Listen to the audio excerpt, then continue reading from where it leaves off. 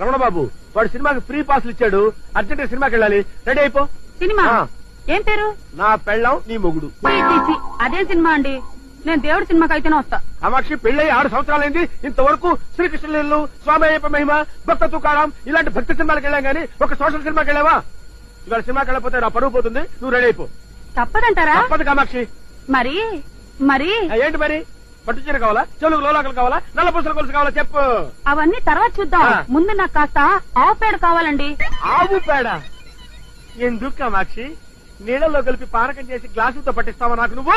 ఇవాళ ఆవు పేడతో దీపారం చేస్తే మనం పోయాక ఆ దీపం దారి చూపిస్తుందండి. అక్కడ కూడా పవర్ కట్టేనా?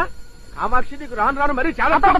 ఆపండి మీ దండకం, నేనే సినిమాకి రావడం లేదు, నేనే తెచ్చుకుంటా. లేదు నువ్వు రెడీ అయిపో, సినిమాకి వెళ్ళకపోతే నా పరువు పోతుంది. వెంటనే బట్టలు మార్చుకుని నేనే ఆవు పేడ తెస్తాను.